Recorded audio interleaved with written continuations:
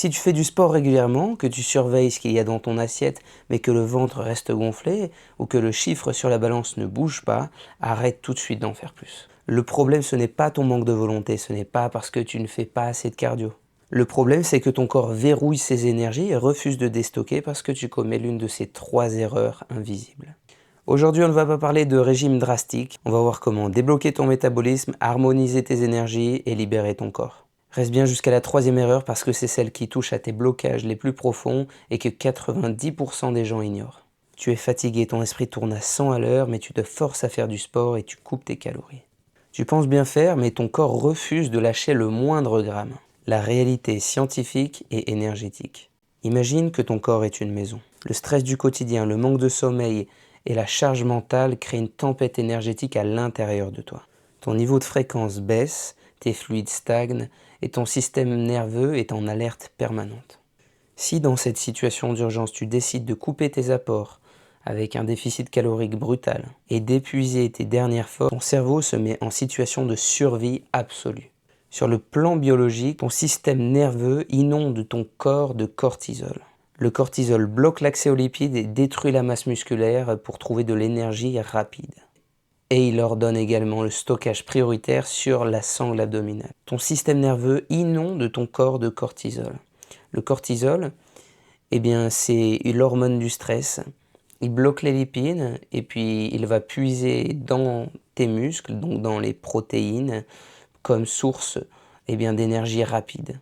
Ce qui va donc détruire ta masse musculaire et c'est ce qui va faire en sorte que tu stockes, et notamment au niveau de la sangle abdominale en priorité. Sur le plan énergétique, en mode survie, ton corps se replie sur lui-même. Il verrouille ses réserves.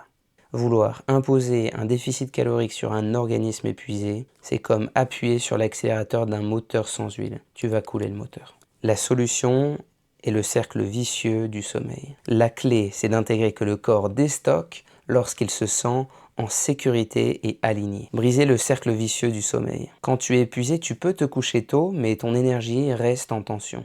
Soit tu ne dors pas, soit tu dors mais tu te réveilles en pleine nuit, ou bien tu arrives à faire tes 8 heures, mais le matin tu te réveilles complètement épuisé. Ton sommeil n'est pas réparateur et sans sommeil profond, pas de sécrétion d'hormones de croissance. Donc, pas de régénération ni de déstockage. Apaiser le système nerveux.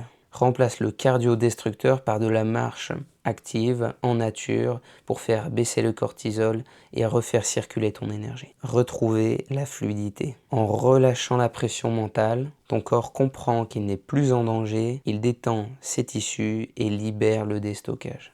Erreur numéro 2. Fausse nutrition et encrassement. Tu comptes tes calories sur une application, mais tu te sens constamment ballonné, tu as le ventre gonflé, notamment au niveau du bas du ventre. La réalité scientifique et énergétique. On nous a répété calories entrantes, calories sortantes, on a un déficit calorique donc on perd du poids.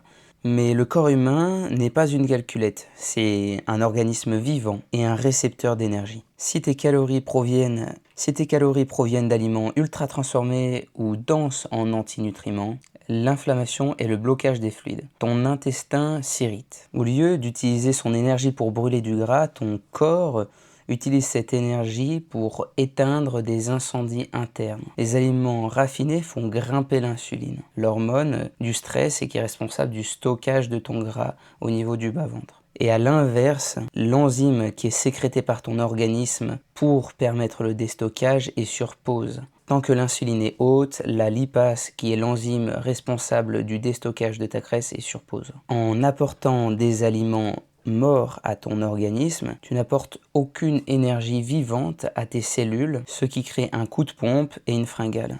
Et résultat, tu manges encore. La solution passe d'une logique de comptabilité calorique à une logique de qualité et de densité nutritionnelle. Mange de l'énergie vivante et brute. Protéines de qualité, bons lipides pour les hormones et glucides sains. Écoute la digestion. Une digestion fluide, silencieuse et légère est le signe numéro 1 d'un métabolisme au sommet de sa forme. Nourris tes cellules en profondeur. Quand tes cellules reçoivent de vrais nutriments vivants, l'esprit s'apaise et les grignotages disparaissent. Erreur numéro 3. Carapace émotionnelle et identité. Tu perds 2-3 kilos et au moindre coup de stress, tu compenses avec de la nourriture et tu finis avec un sentiment de honte ou de culpabilité. La réalité scientifique et énergétique. Ton corps est le réceptacle de tes émotions. La graisse n'est pas seulement une énergie stockée, c'est très souvent une carapace de protection. La mémoire émotionnelle. Si tu te sens en insécurité ou vulnérable, ton mental crée une barrière physique entre toi et le monde. Ton corps stocke ce que ton esprit refuse de verbaliser.